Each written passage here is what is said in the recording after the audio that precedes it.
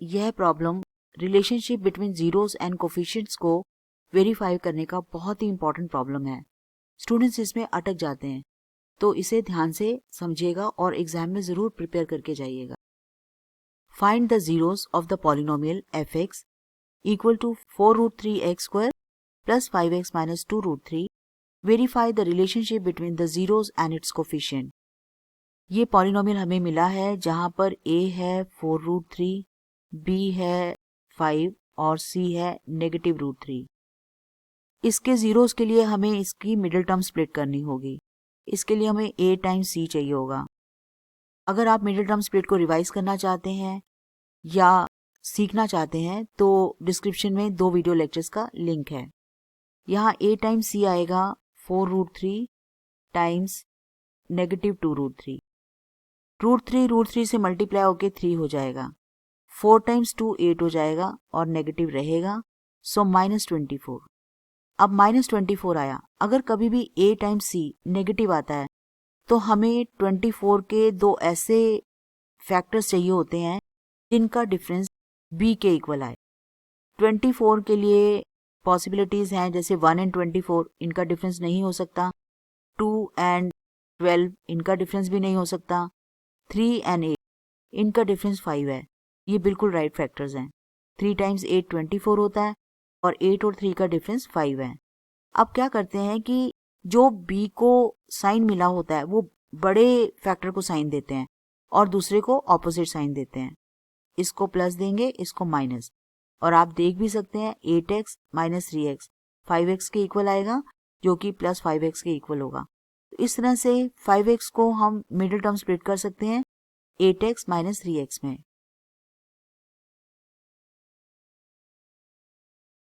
अब यहाँ पर स्टूडेंट्स अटक जाते हैं।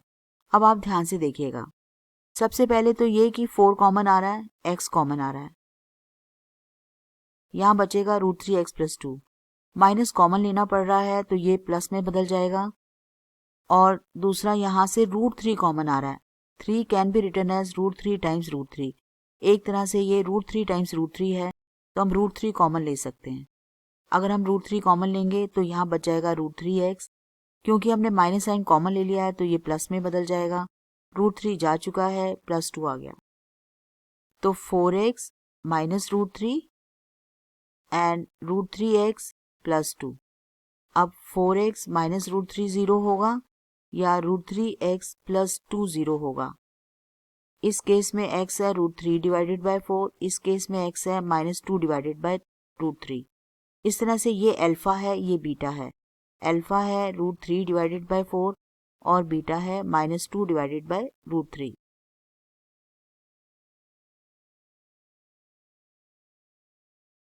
अब हमारे पास अल्फा एंड बीटा आ चुके हैं, तो हम इनका सम ऑफ जीरोस निकाल के देखते हैं। इनका एलसीएम लेंगे, 4√3 आएगा, √3 इधर जाके मल्टीप्लाई होगा और 4 यहाँ, तो 3 माइनस 8 माइनस 5 डिवाइडेड बाय 4 √3। √3 से रैशनलाइज कर लेते हैं इसे, तो -5 √3 डिवाइडेड बाय 12। अब अल्फा बीटा है √3 बाय 4 टाइम्स -2 डिवाइडेड बाय √3। तो √3 से कट गया, 2 ने 4 को 2 टाइम्स काट दिया, सो -हाफ। तो हमारे पास आ रहा है alpha plus beta -5 √3 divided by 12 और alpha beta is equals to -half. ये सब स्टेप्स आपको एग्जाम में दिखाने होंगे। अब हमारे पास अल्फा प्लस बीटा है, अल्फा बीटा है। अब हम -b/a और c/a की वैल्यूज यहां से निकालते हैं। -b/a यानी -5 डिवाइडेड बाय 4 √3। इसको रैशनलाइज कर लेते हैं और c/a आएगा -2 √3 बाय 4 √3। c है -2 √3 और a है 4 √3। √3 कैंसिल हो जाएगा, -हाफ। तो अब आप देखिए अल्फा प्लस बीटा और -b/a इन दोनों की वैल्यूज सेम आई हुई है।